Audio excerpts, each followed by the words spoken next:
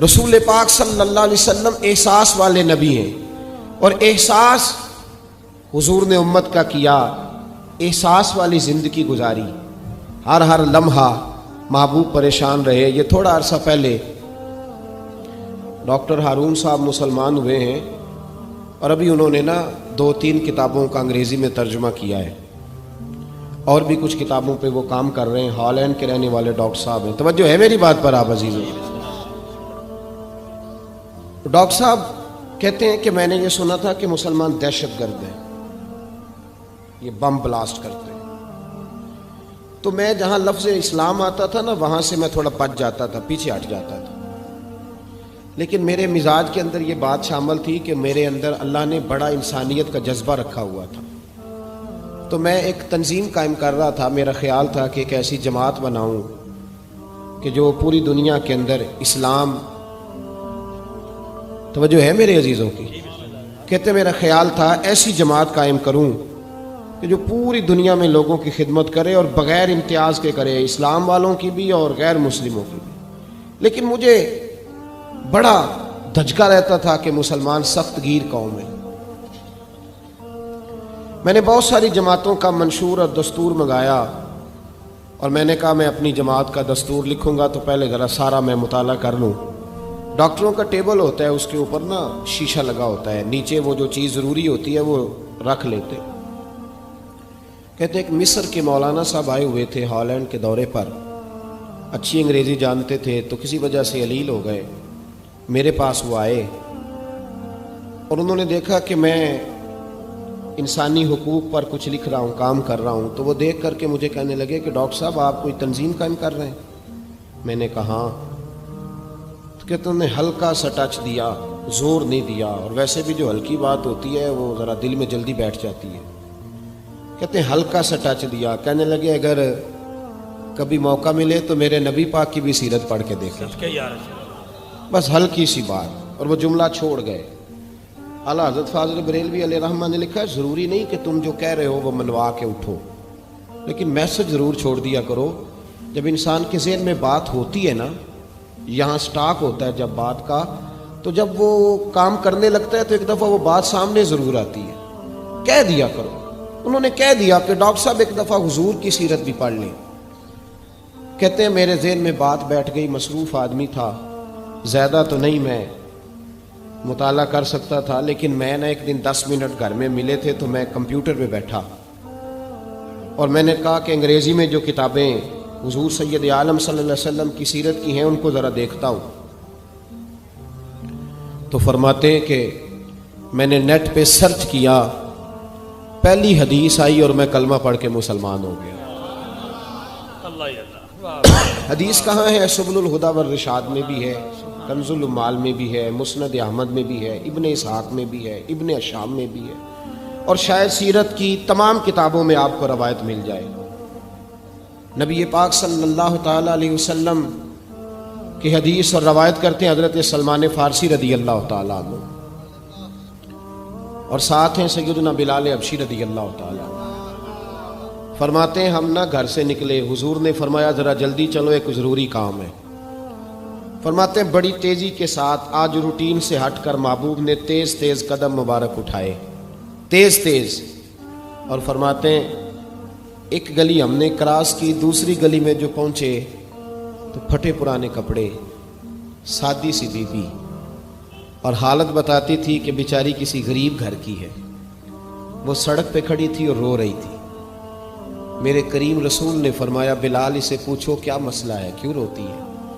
تو حضرت سلمان عرض کرتے ہیں میں نے کہا حضور میں پوچھ لیتا ہوں، آپ جائیے، کام بڑا ضروری ہے جو نکلیں، میں معلومات کرتا ہوں۔ تو محبوب نے فرمایا نہیں، اس کے آنسو پوچھنے سے ضروری کوئی کام بھی نہیں، پہلے اس کی داد رسی ہوگی، اسے پہلے پوچھا جائے گا۔ روتے نہیں رہتے لوگ گھروں میں، لوگ گزر نہیں جاتے چپ کر کے؟ کتنے لوگ تڑپتے، کون احساس کرتا ہے؟ نبی پاک سید عالم صلی اللہ علیہ وسلم رکے اور اس خاتون سے پوچھا کیا بات ہے؟ اس نے کہا کہ بات کوئی بھی نہیں، میرا ایک ہی موٹا سا مسئلہ ہے۔ کہا وہ کیا؟ کہنے لگی میں غریب ہوں، اور غریبی بذات خود بہت بڑا گناہ ہوتی ہے، لوگ بڑا جرم سمجھتے ہیں اس کو، بذات خود میں نے شروع میں کہا نا کہ مذہبی سٹیج کی بھی صدارت غریب آدمی نہیں کر سکتا، کیونکہ غریب جو ہوا جہد کول دتھی ہونی انہیں نیڑے بہنا ہے نا جی، جہد کول نہیں انہیں تو پیچھے جا کے بہنا اینڈ تے کول کہڑا دتھی ہے۔ اس سٹیج پہ بھی غریب آدمی کی صدارت نہیں ممکن ہو ہی نہیں سکتا۔ میرے رسول پاک سید عالم صلی اللہ تعالی علیہ وآلہ وسلم نے فرمایا پہلے اسے پوچھو کیا مسئلہ ہے۔ وہ کہنے لگی میں غریب ہوں، بوڑھی ہو گئی ہوں، ساری زندگی غلامی میں گزاری ہے، تیل لینے آئی تھی 5 دینار کا، بوتل میں تیل بھروایا ہے، اور اب بوڑھی ہوں نا تو کمر درد کرتی ہے، پیر پیچھے موڑا ہے تو میں گری ہوں، تیل زمین پی گئی ہے، اب زمین تو واپس نہیں کرتی، لیکن واپس جاؤں گی تو ایک یہودی عورت کی ملازمہ ہوں، وہ درے سے مارے گی، کھال ادھیڑ دے گی، میں بڑی پریشان ہوں، اب نہیں مار کھائی جاتی، ہڈیاں بوڑھی ہیں، قربان جاؤں۔ حضرت بلال کو حضور نے حکم دیا، فرمایا دوڑ کے گھر جا 5 دینار لا۔ فرماتے ہیں 5 دینار لائے، تیل خرید کے دیا، وہ پھر رونے لگی۔ فرمایا آپ کیوں روتی ہے؟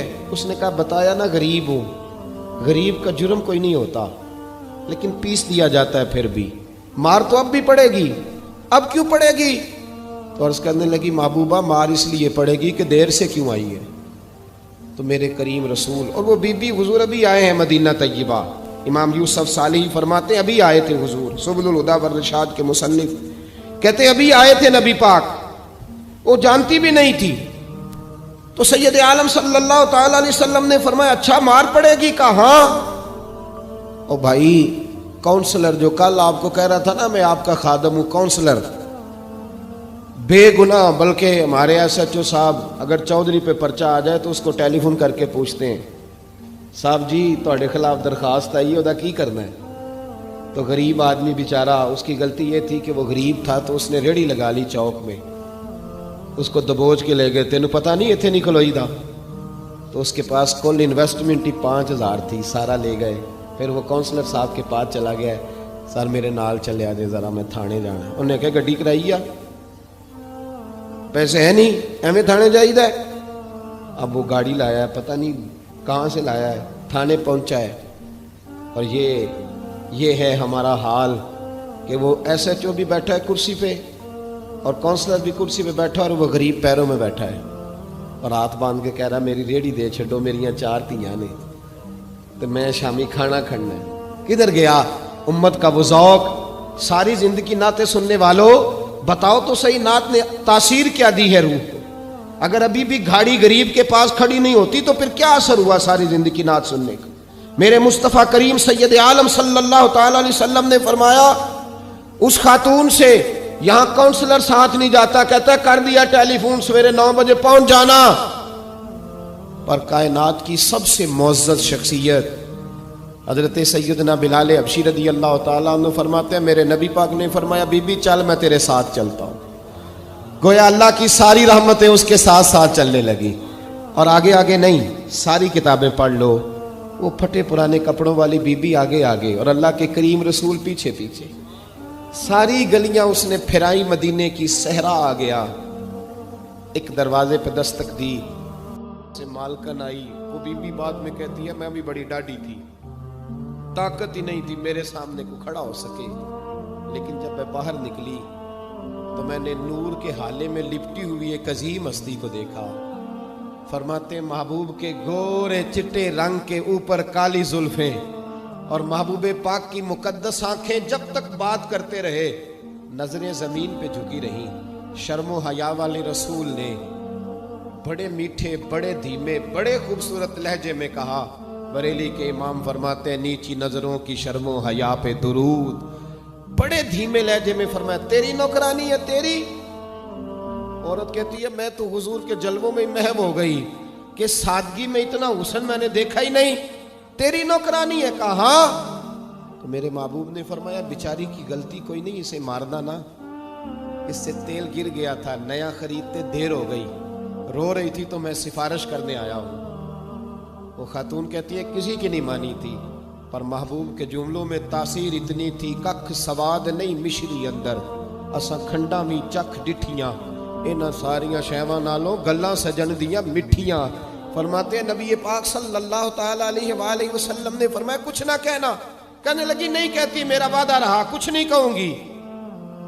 اب میرے حبیب نے پھر نظر اٹھائی اور اس غریبنی کی طرف دیکھا اور فرمایا تو اگر کہے تو میں جاؤں، تو اگر کہے تو میں خود بھیک دیں، خود ہی کہے منگتے کا بھلا ہو، تو اگر کہے تو میں جاؤں.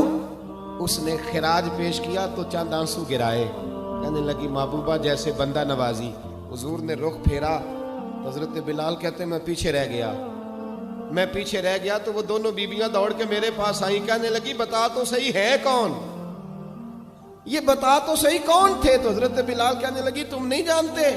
جناب بلال فرمانے لگے یہی تو ہیں جنہیں اللہ نے سچا رسول بنا کے بھیجا ہے. بیویاں دوڑ کے آئیں. کہنے لگی محبوبہ دروازے تک آئے ہو تو خالی تو نہ لوٹاؤ، مہربانی فرماؤ ہمیں بھی کلمہ پڑھا دو. ڈاکٹر ہارون کہتے ہیں وہ بیویاں وہاں کلمہ پڑھ رہی تھی اور میں حدیث پڑھ کے کلمہ پڑھ رہا تھا. بھائی